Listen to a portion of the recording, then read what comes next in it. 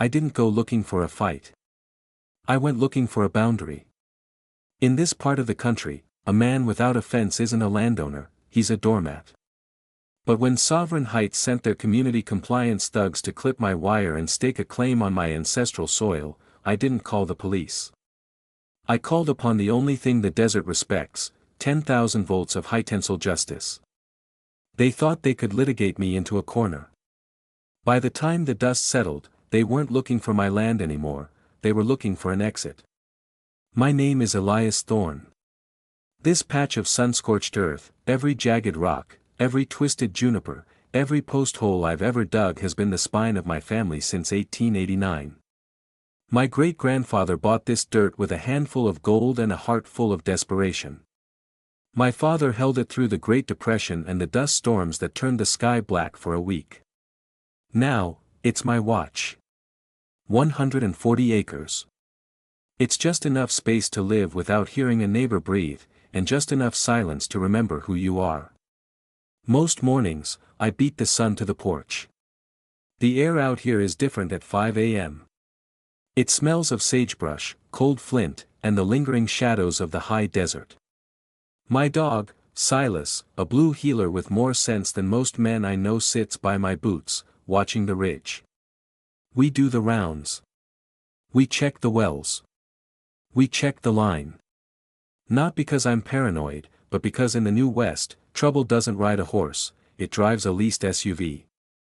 The world changed when Sovereign Heights rose up on my northern border. They didn't build houses, they built a monument to vanity. Rows of glass and steel boxes that looked like they belonged in a sci-fi movie, not in the rugged basin. They planted palm trees that died in a week and grass that required more water than a small town. I didn't mind them at first. If they wanted to spend their millions watering dirt, that was their business. My deed was signed when this territory was still a dream. But when their private road started creeping toward my fence line, my gut turned. It's the feeling you get when the wind dies down right before a flash flood. I decided to upgrade the north line. I didn't do it to be mean. I did it to be clear. I sank steel core posts deep into the bedrock. I ran wire so tight it hummed like a guitar string in the wind. I mounted solar-powered eyes every 50 yards. And I hung the signs. Private property. No trespassing. Beyond this point, you are an invader. I stood back when it was done, the setting sun turning the wire into a line of liquid fire.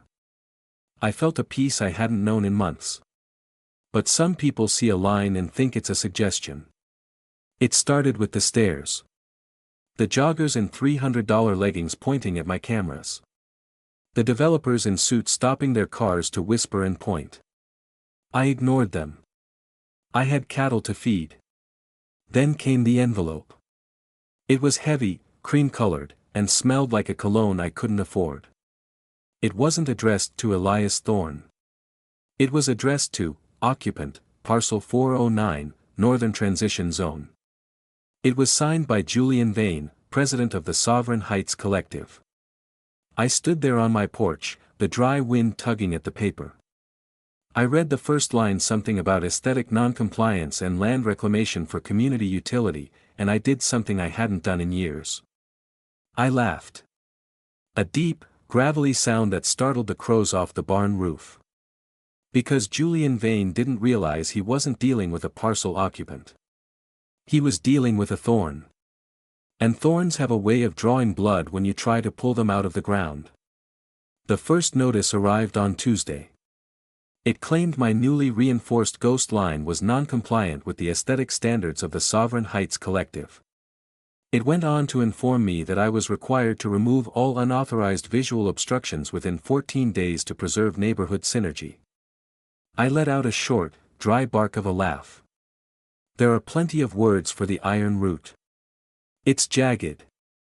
It's unforgiving. It's a place where the wind carves the rocks into teeth and the sun bleaches bone to silver.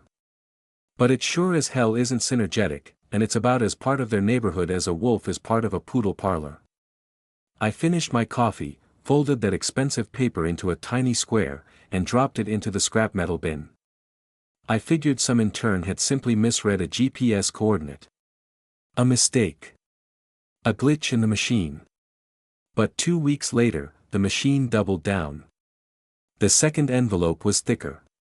Heavier. The Sovereign Heights seal was embossed in gold leaf, looking like it wanted to be a Supreme Court summons. I sat at the kitchen table, Silas resting his heavy head on my knee, and slid my buck knife through the seal. Inside was a formal notice of direct violation.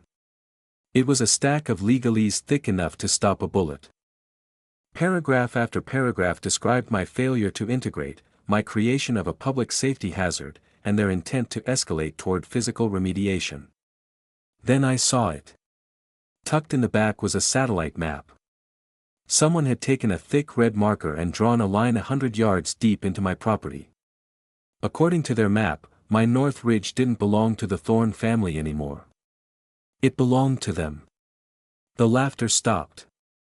I felt a slow, rhythmic heat pulse at the base of my skull. It wasn't a flash of temper, it was the cold, steady realization that a predator was sniffing at my gate. I didn't call a lawyer. I didn't send a polished email. I tore a page out of an old tally book, the kind I used to count calves. In thick, black ink, I wrote, "This land is vested by deed dated 1889. Your map is fiction. Stay off my dirt. God bless the desert." I stapled a photocopy of my original land grant to it and sent it off in a plain white envelope.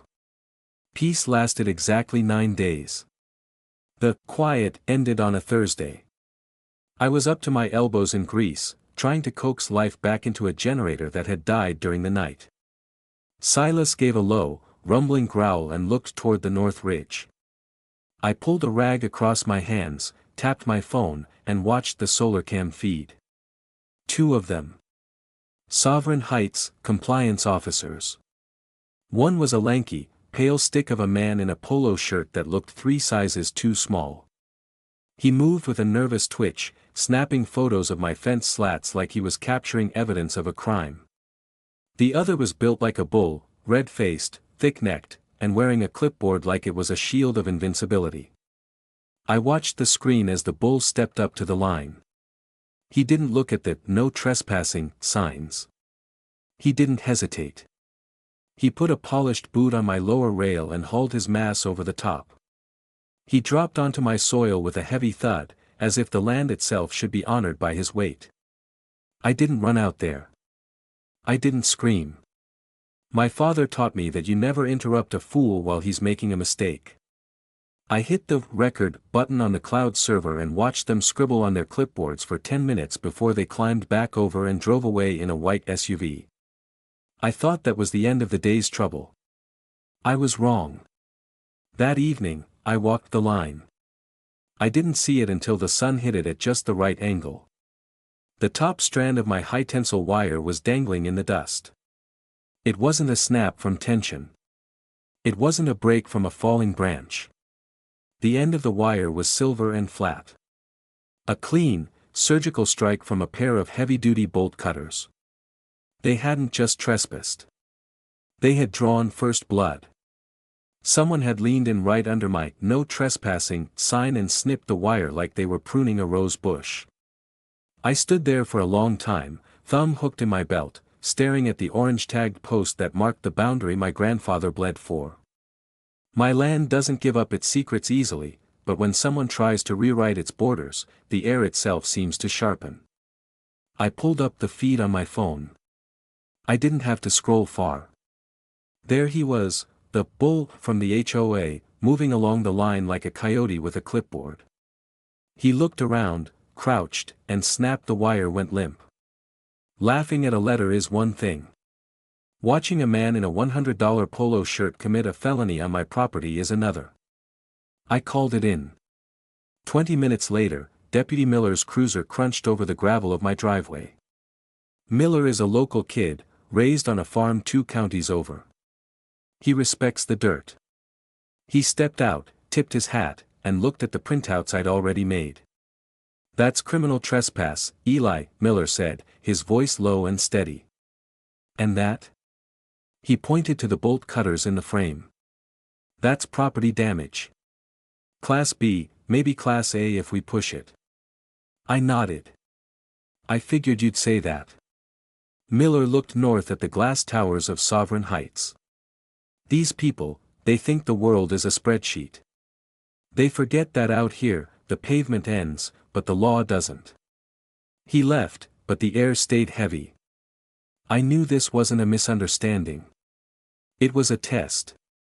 And they were about to learn they'd picked the wrong fence to rattle. The desert night came on slow.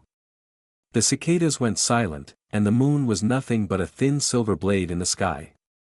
I was locking the barn when the alert buzzed against my hip. The feed was grainy infrared, all ghostly greens and deep blacks. A figure was creeping along the north line. He was hooded now, backpack cinched tight, moving with the kind of calculated stealth that only a fool thinks is invisible. In his hand, the long, thin handles of bolt cutters caught the IR light. I didn't move. I didn't shout. I just watched the screen. He reached the section I'd repaired 2 days ago. He didn't know I'd rigged a ghost line, a dummy wire hooked to a pressurized canister of industrial-grade neon orange marking dye. It wasn't dangerous. It was just permanent. As he leaned in to make the cut, he triggered the trip plate. Pop. The camera caught the burst perfectly, a brilliant, ridiculous cloud of neon orange splattered across his chest, his face, and his expensive tactical hoodie. He stumbled back, waving his arms like a panicked bird, slipping in the dust and cursing loud enough for the camera's mic to pick up every panicked word. He turned and bolted toward the Sovereign Heights road, looking like a radioactive jack-o'-lantern in the dark. I was still filing the footage when headlights swept across my porch. A heavy engine rumbled to a stop. It was Sheriff Dalton, a man whose boots had seen more miles than most people have lived. "Eli," he said, stepping out slow.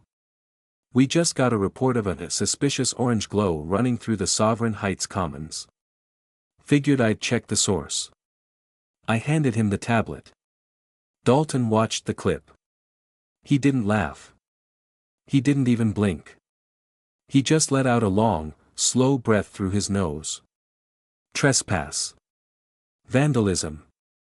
Attempted theft of boundary markers," Dalton muttered. He walked to the fence, shining his light on my warning signs. "You thinking of electrifying this, Eli?" "It's an agricultural necessity, Sheriff. Section 117. Legal for livestock protection." Dalton gave me a knowing look. "I'll put that in the report. Make it clear you're well within your rights." "But Eli." He looked at the glowing lights of the development on the ridge. "This isn't about your fence. You know that, right?" I crossed my arms. "Then what's it about?" "It's about the iron root," Dalton said. "They don't want your wire. They want your acreage. And people like Julian Vane don't take no for an answer." As his taillights faded into the dust, the night felt colder. The line hadn't just been crossed, it had been erased. This wasn't a dispute anymore. This was a siege. The morning after the neon orange incident, the sky was the color of a bruised plum. Silas started barking before I even smelled the exhaust, not his coyote bark, but a sharp, rhythmic warning. I stepped onto the porch with my coffee. A black SUV, polished to a mirror finish, was crawling down my gravel driveway like a hearse at a slow-motion funeral. It stopped, and out stepped a man who looked like he'd been vacuum-sealed into his suit. Julian Vane. He didn't look like a desert man. His hair was a silver fox mane, and his leather shoes looked like they'd never touched anything rougher than a marble floor. He looked at my ranch not with wonder, but with a measuring eye, the way a butcher looks at a side of beef. "Mr. Thorne," he said, offering a hand I let hang in the air. "Julian Vane. President of the Sovereign Heights Collective." The man finally had a face. It was a face built on signatures and boardrooms, not sun and soil. "What can I do for you, Julian?" I asked. He took off his sunglasses. Let's just say last night caused a bit of neon-colored concern. You mean the trespass? I raised an eyebrow. He waved it away. A misunderstanding. One I'm here to resolve. I'm here to propose something mutually beneficial. That phrase is a red flag in any language. My thumb found the small digital recorder in my shirt pocket, an old habit from my time in the service. Click. Go on, I said. Vane clasped his hands.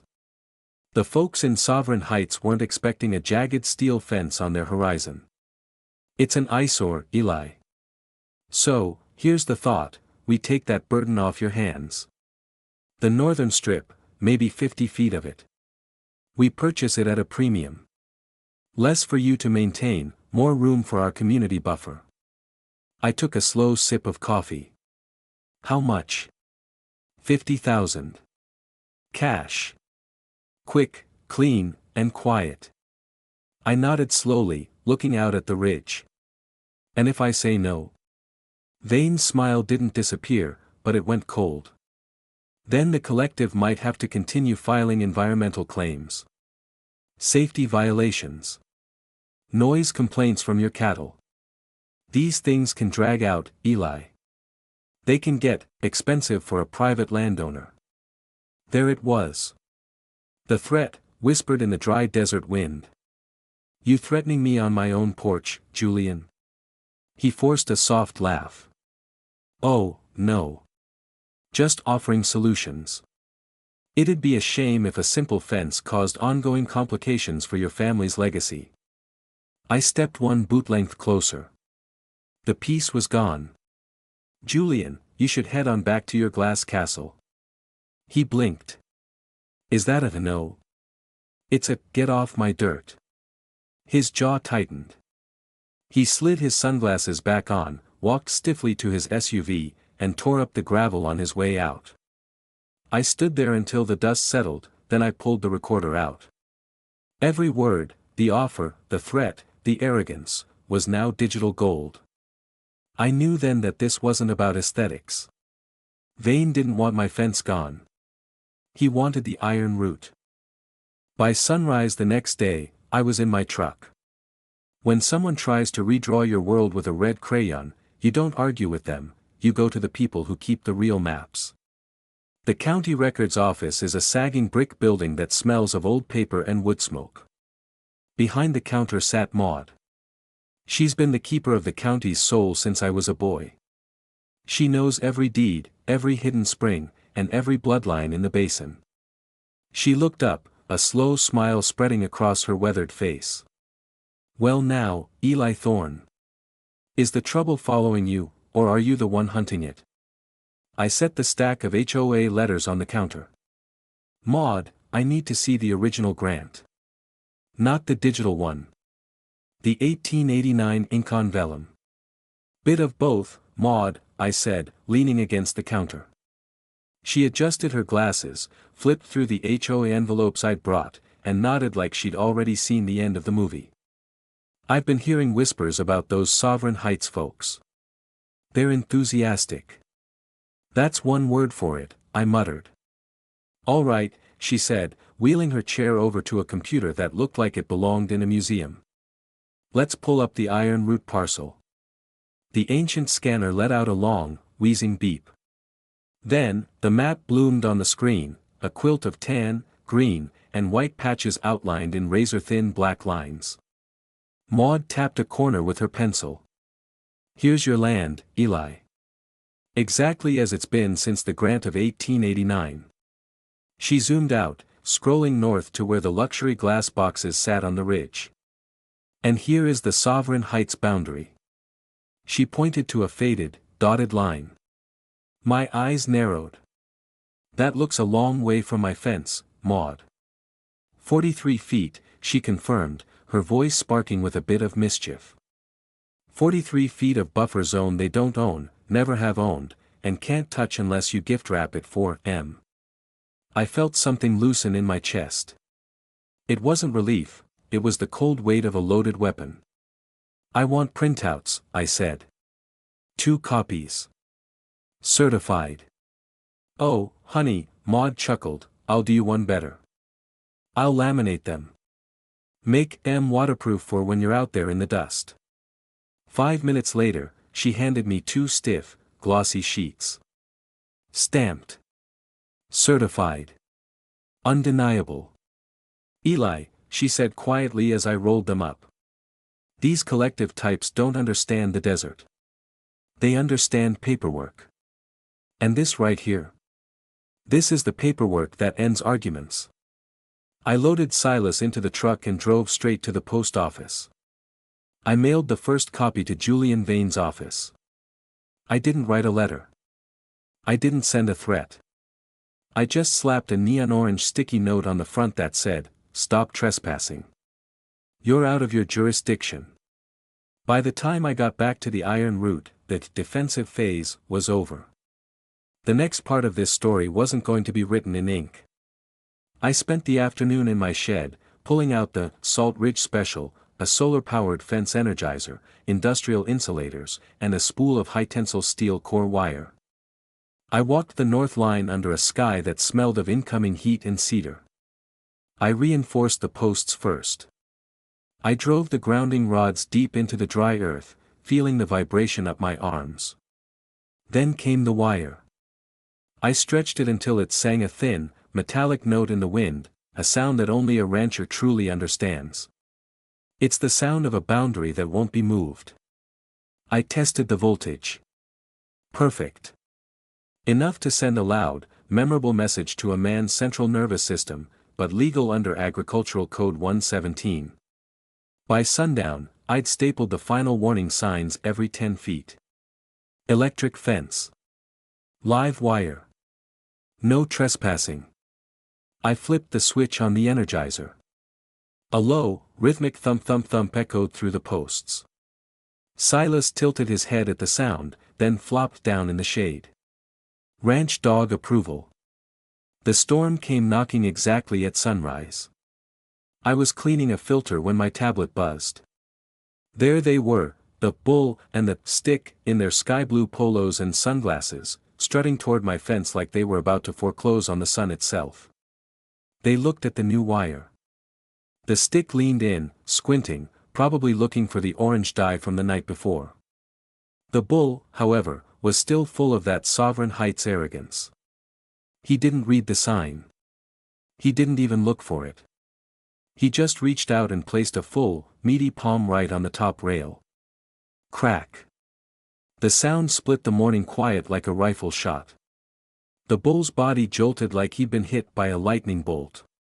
His sunglasses flew off in one direction, his clipboard sailed in the other. He let out a sound I've never heard a grown man make, a high, frantic whistle that ended in a yelp. The stick froze, his mouth hanging open like a landed fish. Then he scrambled backward so fast he tripped over his own boots, crawling away from the wire as if it were a coiled rattlesnake. I watched the replay 3 times. Not out of spite, but for the evidence. I saved the clip to 3 different drives.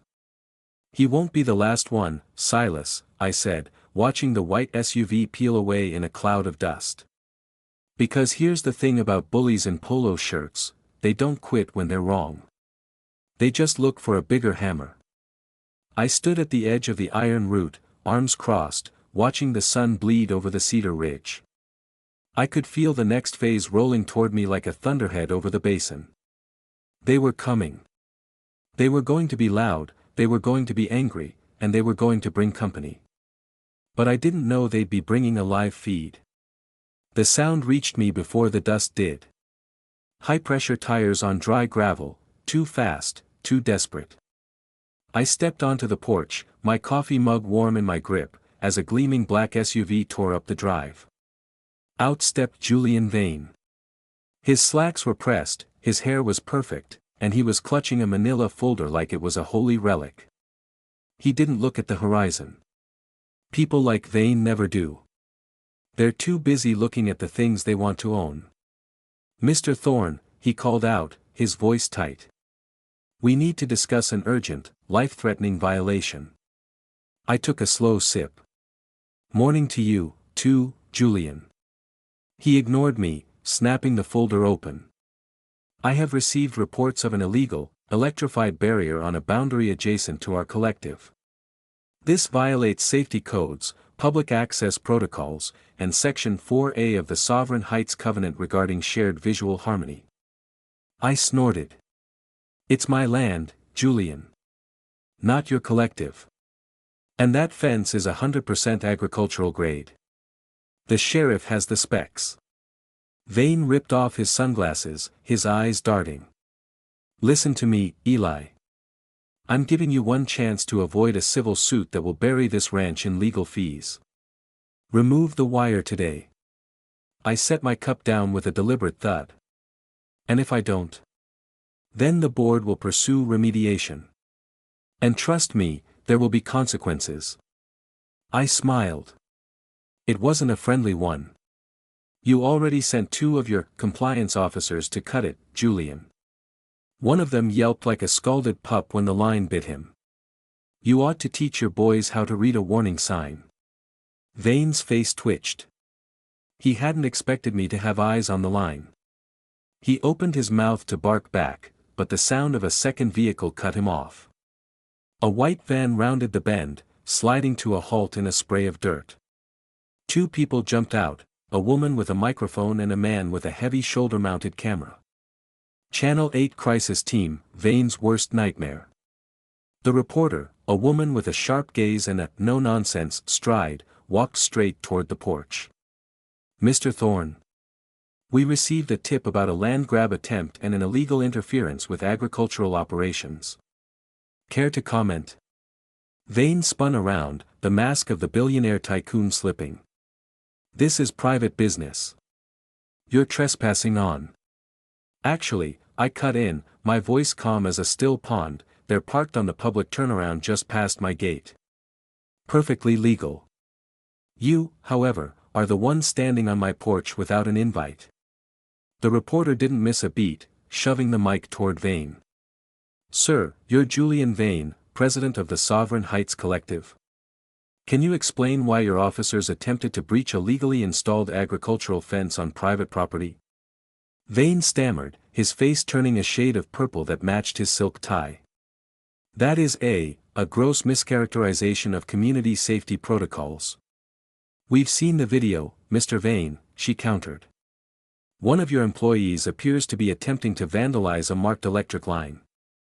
Is it true the collective is claiming 43 feet of Mr. Thorne's deeded land? Vane blinked, the sweat starting to bead on his forehead. The access must remain uniform, the transition zone. Is it also true, she interrupted, that you approached him with an unsolicited cash offer to buy that land before the safety violation started? Vane's jaw worked, but no words came out. He looked at the camera, then back at me, his eyes full of a venom that no suit could hide. He didn't give a victory speech. He didn't offer a final threat. He turned on his heel, marched back to his SUV, and sped off, leaving nothing but a cloud of bitter dust behind. The director in the van whispered something, and the reporter turned to me. Mr. Thorne, we'll be following this. The county is going to want answers. I tipped my hat. Ma'am, the iron root has nothing to hide. Silas gave a single, sharp bark of agreement. The news crew packed up, the quiet returned, and I knew the shot had been heard across the whole basin. But I also knew men like Julian Vane. He wouldn't take a public shaming lying down. He was going to stop sending boys in polos. He was going to start sending men in suits. The next morning, I didn't pick up a hammer. I picked up a pen. I was building a war chest, and this time, the ammunition was made of paper. I spent the next morning building the kind of paperwork that sinks ships. I laid everything out across my dining table, the one my grandfather built from reclaimed barn timber back in '62. The sunlight hitting the wood made every folder look like a weapon. I had it all, the HOA letters, Maud's laminated county map, photos of the cut fence, time-stamped screenshots from the ghost line, and the photo of that nightcrawler looking like a neon-orange radioactive ghost. I sorted them into piles, exhibits. Trespass reports. Physical damage. Timeline, ****, every folder had weight. Every piece told a story the Sovereign Heights Collective wasn't prepared to survive. But the last folder, that was the kill shot. Inside were two things, the digital recorder with Julian Vane's voice trying to bribe and threaten me, and a set of blueprints I'd pried loose from a surveyor who didn't like being lied to by suits. Those prints showed the truth. It wasn't about neighborhood harmony. Julian Vane wanted a feeder arterial, a road through my North Ridge to connect his development to a massive new golf resort project 10 miles away. It was greed, plain and simple. He needed my land to make his next billion. I stared at that folder for a long moment, the way a man looks at a loaded round before sliding it into the chamber. This wasn't self-defense anymore. This was a counterstrike. I picked up the phone and dialed Daniel Torres. He answered on the second ring, his voice rough like gravel under a boot. "Well, damn, Eli," he said. "I'm elbow deep in a vintage Bronco engine and you call. That usually means someone is about to be sued into the Stone Age." "HOA president stopped by," I said. Dropped a threat package thicker than a church hymnal. Daniel let out a dry, short laugh. "Let me guess. Julian Vane. Smells like expensive cologne and desperation. That's him. He's trying to resurrect some access corridor claim. Says my fence is blocking community expansion. Daniel barked a laugh so loud it rattled my ear. "Oh, hell no. They're still trying that antique scam. Eli, I beat that argument in 18 and again last summer. These collective types recycle bad ideas like junkyard parts. You free Monday? For you. I'll have the coffee ready." "Good," Daniel's voice shifted, dropping into that deadly calm tone he used back in the service when a mortar round was incoming. "You've got the dirt, the truth, and the law on your side. They've got ego and a PowerPoint. Bullies don't scare me, Eli. Especially ones in silk ties." "See you Monday," I said. "Count on it." "And Eli?" "I'm bringing my lucky boots, the ones I wear when I know someone is about to lose everything." I hung up and looked at the table. The wind rolled across the pasture outside, brushing against the steel wire of my fence.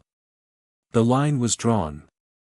Daniel Torres rolled into my driveway just after sunrise Monday morning in a dusty silver truck that had seen more miles than most people have lived. He stepped out, his boots hitting the gravel with the weight of a man ready for war. His hair was silvering at the temples, but his eyes were still as sharp as a fence staple. "Morning, hermano," he said, holding up a thermos. "Brought coffee strong enough to strip paint off a tractor." "You'll need it," I said. "The battlefield is set inside." We walked into the house, straight to the dining table. Daniel stopped halfway and just whistled. "Well, I'll be damned. Eli, this isn't evidence. This is artillery." He started flipping through the piles, methodical and careful, the same way he used to check radio frequencies before a patrol. He tapped the folder with the orange die shot. "Nice. Judges love a little visual drama. Reminds them that the defendant is a fool." Then he froze. He reached for the folder I'd set aside, the one with the road blueprints. "Where the hell did you get this?" he whispered. "Surveyor friend." He didn't like Vane's people misinterpreting his boundaries. Daniel leaned back, his jaw set like he'd just found a loaded ace at the bottom of the deck. "This isn't a fence dispute. They want a feeder lane for the resort contract. They tried to intimidate you into selling quietly so they didn't have to pay market value for a commercial easement." He shook his head, looking at me with a mix of respect and disbelief. "You realize what you've built here? Most attorneys don't prep this thoroughly. If you weren't a rancher, you'd make one hell of a scout." I shrugged. "The land teaches you to pay attention." He grinned, his eyes flashing. "And the military taught you to document the kill. Let's go to work." We spent the next 2 hours doing something that felt half like legal strategy and half like planning a battlefield assault. Daniel sorted the evidence into 3 stacks: defense, offense, and fatal blows. That audio? Fatal blow, Daniel said, his eyes gleaming. This road sketch. He held it up like a sheriff holding a stolen horse. Also a fatal blow. And the video of their boy getting a taste of the Salt Ridge Special? That's a strong offense. He opened his laptop, a battered machine covered in faded Marine Corps decals. All right, he said, cracking his knuckles. Let's draft the counterclaim. He started typing, muttering the charges like a grocery list of sins: trespass, willful property destruction, attempted coercion, fraudulent legal threats, and misuse of corporate authority. Then he paused. You know, Eli, we're not just asking the court to throw out their case. We're going after damages. How much? Daniel looked up with that dangerous grin I remembered from a dozen dust storms. I'm thinking 6 figures. I raised an eyebrow. 6 figures for a fence fight. For what they tried to do, Daniel corrected, leaning forward. They cut your wire. They threatened your legacy. They misrepresented land boundaries to a county official. This is premeditated expansion fraud. I've taken people to court for less and walked out with $200,000. I leaned back, the old boards of the porch creaking under me. What's the number, Daniel? He typed one last line and turned the screen toward me. $135,000.00. Seems fair, I said. It wasn't about the money. It was about the principle of the dirt. Once this hits their inbox, they're going to panic, Daniel said, snapping the laptop shut. They'll try something stupid. They always do. The county courthouse had that familiar smell: lemon floor wax, old paper, and air so dry it felt like it had its own opinions. Daniel and I walked through the double doors like 2 men stepping onto a familiar battlefield. The room was packed. The first 2 rows were filled with Sovereign Heights residents, stiff-backed and whispering like a stirred-up hornet's nest. Their safety officer, the bull, sat up front, looking like he expected a medal. On my side sat a handful of ranchers. They didn't whisper. They just nodded at me, the way country folks do when one of their own is pushed too far. Judge Evelyn Hart entered. She was small, sharp-eyed, and possessed a presence that could hush a stampede. Sovereign Heights Collective versus Mr. Elias Thorne, she announced.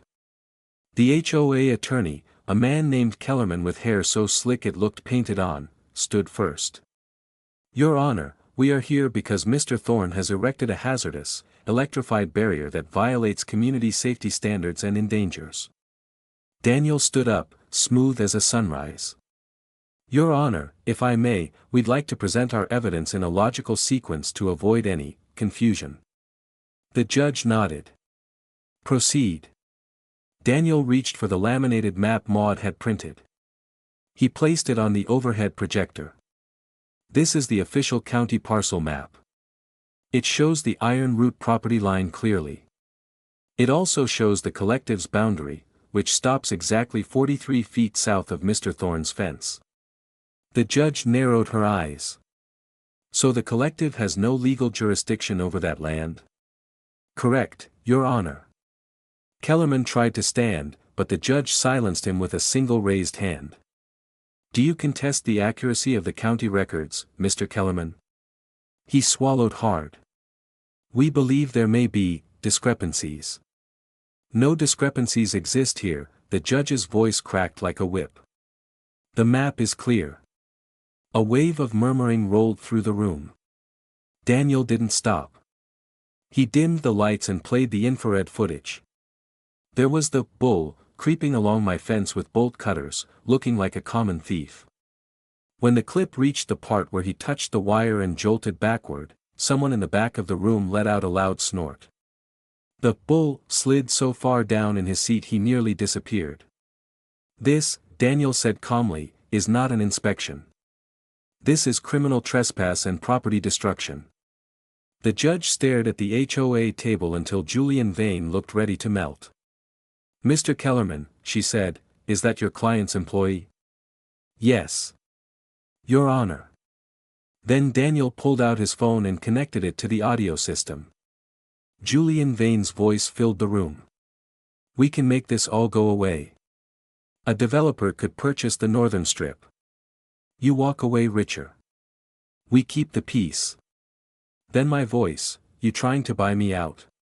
Vane's voice again, just offering options. No court. No drama. A woman in the HOA row gasped.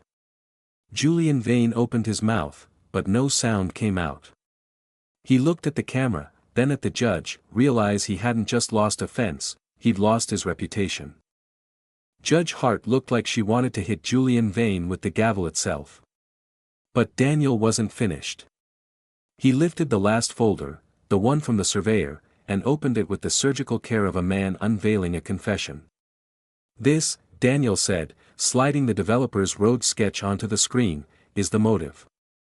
The courtroom leaned in as one. The sketch was damning, a feeder road cutting a jagged scar through my northern pasture, leading straight to a multi-billion-dollar resort project. Daniel pointed at the bottom corner. Your Honor, note the date. March 12th. That's 2 months before Mr. Thorne received his first violation letter. They didn't discover a safety issue, they manufactured one to clear a path for their profit. Judge Hart stared at the blueprint. She removed her glasses slowly, her voice cracking like a whip through the silent room. That, Mr. Vane, is premeditated misuse of authority. In this basin, we do not steal land with paperwork any more than we do with bolt cutters. You are fortunate Mr. Thorne only used electricity. A low murmur of amen rippled through the back of the room where the ranchers sat. The judge didn't hesitate. Mr. Thorne, your fence is fully legal under Agricultural Code 117. Your land lies outside the collective's jurisdiction. You are awarded $135,000 in damages for legal fees, repairs, and the blatant attempted coercion of your property. Julian Vane closed his eyes like someone had hit him with a shovel. As for the Sovereign Heights Collective, she continued, you are ordered to issue a public apology and are permanently barred from any regulatory contact with the Thorne estate. And Mr. Vane? Your conduct is being referred to the district attorney for a review of fraudulent litigation. Daniel leaned over, a dangerous grin on his face. Told you the boots work. The courthouse dust had barely settled by the time we stepped outside. The sky was that high, bold desert blue that makes a man feel like his problems are the size of a grain of sand.